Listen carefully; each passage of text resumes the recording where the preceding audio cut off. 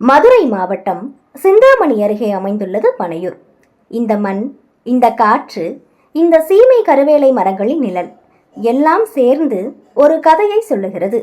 உழைப்பின் கதை, வாழ்க்கையின் கதை. இது பனையூர் மக்களின் கதை.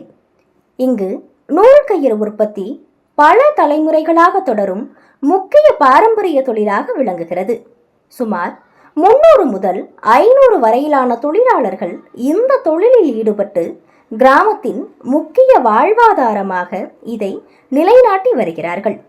சுற்றியுள்ள சீமை கருவேலை மரங்களின் அடியில் திறந்த வெளியில்தான் உற்பத்தி நடைபெறுகிறது.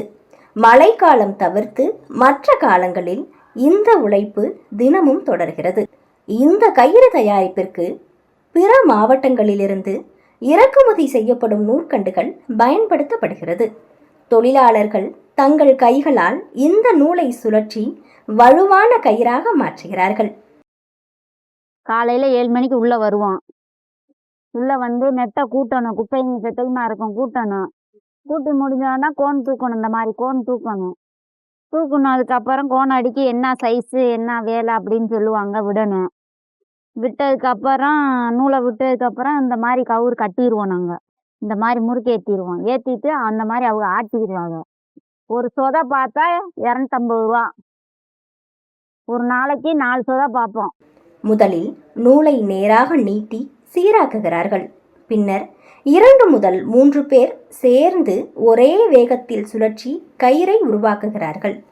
இந்த செயல்முறையில் சுழற்றும் திறன் மற்றும் பல வருட அனுபவம் மிகவும் முக்கியம். தேவைக்கேற்ப 6 முதல் 60 மீட்டர் வரை பல்வேறு நீளங்களில் கயிறுகள் தயாரிக்கப்படுகிறது. ஒரு நாளில் சுமார் 200 கிலோ வரை உற்பத்தி நடைபெறுகிறது. என் பேர் கிருஷ்ணன். நாங்கள் ஒரு 5 வருஷமாக எல்லாத்துக்கு இருக்கோம். இதோட வேலை என்னென்னா, நூலை கவுராய் மாற்றி தருது. இதுக்கு பேர் இங்கிலீஷ் காட்டன் ரோப்புன்னு சொல்லுவாங்க.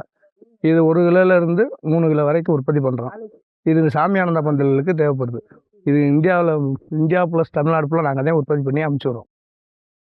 இது எங்களுக்கு கூலி ஒரு நாளைக்கு 1500 ருபீஸ் வரைக்கும் கிடைக்கும். இது சின்ன ராட்டினம். அதில் ஒரு முறுக்கு ஏற்றுவாங்க பெரிய ரோதையில் வச்சு. அங்கே ஒரு முறுக்கு ஏற்றி அங்கேருந்து இங்கே ஒரு முறுக்கு ஏற்றுவோம். டபுள் முறுக்கு ஏறும். கவுர் ஸ்ட்ராங்காக இருக்காது. இந்த கோன்லேருந்து இங்கே அந்த பையன் எடுத்துகிட்டு போவேன். எடுத்துகிட்டு போய் இது கயராகும். இதிலேருந்து திருப்பி இங்கே கயராகும். இங்கே கயராகி இங்கே முறுக்கு ஏறும். இங்கே முறுக்கு ஏறும். இங்கே முறுக்கு ஏறி திருப்பி அங்கே முறுக்கு ஏறும். அதே இதனுடைய ப்ரொடக்ஷன். இந்த இது கலரு, எல்லா கலரும், சிவப்பு, பச்சை, மஞ்சள், ப்ளூ, ஆல் கலர், கட்சி கலரு, டிஎம்கே, ஏடிஎம்கே, தாவேக்கா, அப்படி கயிறு எல்லாம் ப்ரொடக்ஷன் ஆகும். பனையூர் ஃபுல்லாக 2 டன் 3 டன் உற்பத்தி ஆகும் தினசரி. போர் போகிறதுனால எங்களுக்கு நூல் விலை கூடுது, தொழில் கொஞ்சம் பாதிக்குது. இங்கு பல்வேறு வகையான கயிறுகள் தயாரிக்கப்படுகின்றன.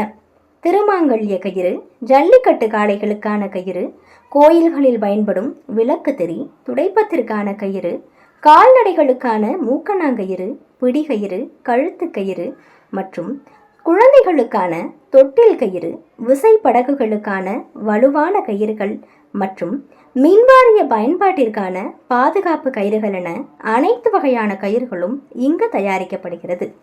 இது நாங்கள் மதுரை சித்திரை திருவிழாக்கு கயிறு ரெடி பண்ணி கொடுத்துக்கிறது தான்.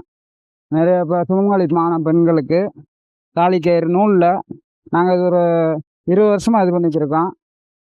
நம்மகிட்ட எல்லா ஊர்லேயுமே வாங்குவாங்க. கேரளா, ஆந்திரா எல்லா இடத்துலையுமே வாங்குவாங்க. இது சுத்தமான தொழில். பெண்கள் ஆண்கள் எல்லாமே பார்க்குவாங்க. காலைல எங்கள் வேலை 7 மணிக்கு ஆரம்பிக்கும். சாயங்காலம் ஒரு 4 மணிக்கு முடிஞ்சிடும். இந்த தொழில் எங்கள் அப்பா காலத்தில் தான் பண்ணிக்கிட்டு இருக்கோம். எங்கள் அண்ணன், எங்கள் அக்கா எல்லோரும் பார்த்துக்கிட்டு தான் இருக்கோம். இப்போ எனக்கு 33 வயசு ஆச்சு. இன்னும் இப்போ ஜாப் வேலை பார்த்துட்டு இந்த ஜாப் தான் பார்த்துக்கிட்டு இருக்கோம். இது டஸ்ட்டு ப்ராப்ளம், நூல் கயிறு மூக்கு அந்த மாதிரி டஸ்ட்டு ப்ராப்ளமாக வந்திருக்காசி. எங்கள் அப்பா காலத்துல வாழ்வாதாரம் இதான் பார்த்துக்கிட்டு இருக்கோம். சின்ன பிள்ளைலேருந்து இந்த வேலை பழகிக்கிட்டோம். அப்பா கிட்டேருந்து தாத்தா கிட்டேருந்து எல்லோரும் சொல்லி கொடுத்து தான் வளர்ந்தோம். இந்த வேலை எல்லாருமே பொதுவாக கற்றுக்கிட்டாங்க. படிக்க போகும்போதுமே காலைல வேலை பார்த்துட்டு தான் ஸ்கூலுக்கு போவோம் ரிட்டையர்டாக. அப்புறம் போயிட்டு 10th முடிச்சிருக்கேன். முடிச்ச கொஞ்சம் வீட்டு ப்ராப்ளம், அதனால் அந்த வேலைக்கு ஜாயின் பண்ணியாச்சு. எல்லாருமே பொதுவாக அந்த வேலை பார்ப்போம். காலைல 6 மணிக்கு வந்துட்டா சாயந்தரம் 4 மணிக்குள்ளே முடிஞ்சிடும். எல்லாருமே இந்த ஊரை பொறுத்தளவுக்கு எல்லாருமே இந்த தொழிலெலாம் ஒரு நிரந்தரமா இந்த ஊருக்கு நிரந்தரமான்ற தொழில்னா இந்த ஒன்று மட்டும்தான் எங்களுக்கு தெரிஞ்ச அளவுக்கு. பேர் ஈஸ்வரி. மதுரை மாவட்டம் பனையூர் கிராமத்தில் இருக்கேன். நான் டிகிரி முடிச்சிருக்கேன். ஆனால் இதை காட்டி எனக்கு வந்து குவாலிட்டியான வேலை இந்த வேலையாக தான் இருக்குது. ஒரு நாளைக்கு சேலரி 1000 வரைய வரும் வாய்ப்பு இருக்குது. இதை என்ன மாதிரி ப்ராடக்ட்னா, இந்த கோனை வந்து கயராக்குறது. கயிறுனா நூல் கயிறு எல்லாமே, கட்டில் கயிறு, ஆட்டுக்குட்டிக்கு, மாட்டுக்கு, அனைத்து வகையான கயிறு சம்மந்தத்துக்கும் தேவைப்படும். இந்த பனையூரில் இங்கே மட்டும்தான் அது கிடைக்கும், வேறு எங்கேயுமே கிடைக்காது. எங்களுக்கு வந்து அந்த கப்பல் இது இழுத்து கட்டுற எப்படி உற்பத்தி பண்ணுறோம்னா, இந்த மாதிரி நூல் கொடுப்பாங்க. நூலை வந்து நாங்கள் கவுரா திரிக்கணும். அந்த கவுருன்றனால ஒரு 30 கிலோ 35 கிலோ வரைக்கும் கேட்பாங்க. அந்த 35 கிலோவை நாங்கள் ஒவ்வொரு பிரியாக கொண்டு வந்து இதே மாதிரி ஒரு 6 பிரியாக ஒன்றா சேர்த்து 35 கிலோ வரைக்கும் நாங்கள் ரெடி பண்ணி கொடுப்போம். அது கப்பல்களுக்கு இழுத்து கட்டுறதுக்கு உபயோகப்படுது. வெள்ளை, சிவப்பு, ஊதா உள்ளிட்ட நிறங்களில் இந்த கயிறுகள் தயாரிக்கப்படுகின்றன. சந்தையில் தேவை அதிகமாக இருப்பதால் உற்பத்தி தொடர்ந்து நடைபெற்று வருகிறது. இந்த தொழிலில் ஆண்கள், பெண்கள் மற்றும் முதியவர்கள் பங்கேற்று வருகிறார்கள். தினக்கூலி தான், அன்றாட மாத சம்பளம் கிடையாது. வேலை பார்த்தா தான் காசு. மழை வந்தால் வேலை கிடையாது, எங்களுக்கு கூலியும் கிடையாது. அவ்வளோதான். கூலி வந்து மாதம் வேலை ஆக்குறதுக்கும் கூலிக்கும் சரியாக வரவுக்கும் செலவு சரியாக போயிடும். 2 ரூபா 2,500 ரூபாயிலேருந்து விளாத்து இன்னைக்கு 100 இது விளாக்குறோம். என்ன 76 வயசாச்சு பார்க்குறோம். சம்பளமெல்லாம் 200 கொடுப்பாங்க, 300 கொடுப்பாங்க. வேலைக்கு தகுந்தாப்புல சம்பளம். இங்கு கயிறாக உருவான பின்னர் இன்னும் சிறு சிறு பணிகளுக்கு பிறகு முழு வடிவம் பெறுகிறது. இந்த பணியை பெரும்பாலும் வீட்டிலிருந்தே பெண்கள் செய்கிறார்கள். அதன் பின்னர் கயிறு விற்பனைக்கு தயாராகிறது. இது பல குடும்பங்களின் வாழ்வாதாரமாக உள்ளது. ஃபஸ்ட்டு வந்து பட்டறையிலேருந்து நூல்லேருந்து எடுப்பாங்க. இந்த கயிறு வந்து பழுதாகும். பழுதுக்கு அப்புறமா கயிறை எடுத்துகிட்டு வருவாங்க, ஆட்டுவாங்க. ராட்டினத்தில் வச்சு ஆட்டுவாங்க. ராட்டினத்தை வச்சு ஆட்டினதுக்கப்புறமா இந்த கயிறு எங்ககிட்ட வரும். எங்ககிட்ட வந்ததுக்கப்புறமா திருகாணி கொடுப்பாங்க. திருகாணியும் கயிறு கூட வந்து தும்பும் சேர்த்து தருவாங்க. இந்த கயிறு பின்னி நாங்கள் கொடுக்கறதுக்காக. இது வந்து ஆட்டு கயிறுன்னு சொல்லுவாங்க. ஆட்டுக்குட்டிக்கு கட்டுற கயிறு. இதே மாதிரி கண்ணுக்குட்டிக்கு, மாடுக்கு எல்லாத்துக்கும் கட்டுற கயிறு தனித்தனியாக இருக்கும். இது வந்து என்ன அப்படின்னா ஆட்டுக்கயிறு. விதவிதமாக நிறைய கயிறுங்க இருக்கும். இது வந்து ஆட்டுக்கயிறு. ஆட்டுக்கயிறில் 3 விதமாக இருக்கும். ஒயிட் கலரில் வரும், ரெட் கலரில் வரும், இந்த மாதிரி கலர்ஃபுல்லாக வரும். இந்த கலர்ஃபுல்லாக வர்றதுக்கு பேர் வந்து என்ன அப்படின்னா கீரி கயிறுன்னு சொல்லுவாங்க. முடிச்சதுக்கப்புறம் என்ன பண்ணணும் அப்படின்னா, இந்த மாதிரி 20 கயிறுக்கும் நான் போட்டு முடிச்சிருவேன். இந்த மாதிரி 20 கயிறுக்கும் போட்டு முடிச்சதுக்கு அப்புறம் என்ன பண்ணணும் அப்படின்னா, இந்த மாதிரி தனியா பிரிச்சு எடுத்து தனியா கட்டிடுவேன். இந்த பாருங்க, 20 கயிறுக்கும் போட்ட மாதிரி தெரியுதுங்களா? 20 கயிறுக்கும் போட்டுருவேன். 20 கயிறுக்கு போட்டதுக்கு அப்புறமா இந்த தும்பு எல்லாம் ஒன்று சேர்த்து ஒரு முடிச்சு போட்டு வச்சுடுவேன். இந்த தும்பெல்லாம் ஒன்று சேர்த்து முடிச்சு போட்ட உடனே கட்ட.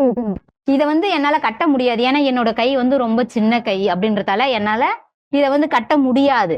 அதனால எங்க வீட்டில் எனக்கு பெரியவங்க ஒருத்தர் வருவார். அவர் வந்து இதை கயிறை இந்த மாதிரி கட்டி முடிப்பாங்க. இதுதான் கடைசி பொசிஷன். அந்த கயிறை நாங்கள் இந்த மாதிரி வாங்கிட்டு வந்து இந்த மாதிரி பின்னதுக்கு அப்புறமா இந்த மாதிரி தும்பு போட்டு கட்டி முடிச்சுட்டு கடைசி பொசிஷன் இந்த மாதிரி தான் கட்டி முடிச்சிருவோம். இதுதான் வந்து கடைசி பொசிஷன். இதை முடிச்சதுக்கு அப்புறமா ஒவ்வொரு கட்டுலையும் 10 வச்சு கட்டி நாங்கள் எங்கேருந்து வாங்கிட்டு வந்தோம், ஓனர்கிட்ட இருந்து வாங்கிட்டு வந்தோமா அதே ஓனர்கிட்ட எடுத்துமே கொடுத்துட்டு எங்கள் சம்பளத்தை வாங்கிட்டு வந்துடுவோம். இங்கு தயாராகும் நூல் கயிறுகள் தமிழகத்தின் பல மாவட்டங்களுக்கும் அனுப்பப்படுகிறது. அதோடு கேரளா, ஆந்திரா, தெலுங்கானா, டெல்லி உள்ளிட்ட வெளி மாநிலங்களுக்கும் விற்பனைக்காக அனுப்பப்படுகிறது. சில வாடிக்கையாளர்கள் இந்த கயிறுகளை சிங்கப்பூர், மலேசியா போன்ற வெளிநாடுகளுக்கும் எடுத்துச் செல்கிறார்கள். அங்கே போய் சைஸு பார்த்து மூடை அனுப்புவாங்க. இந்த மூடை வந்து மதுரை, திண்டுக்கல், திருச்சி, தேனி, ஆந்திரா, குண்டூர், விஜயவாடா இதெல்லாம் போகுது. வெளி மாநிலத்தையும் போகுது.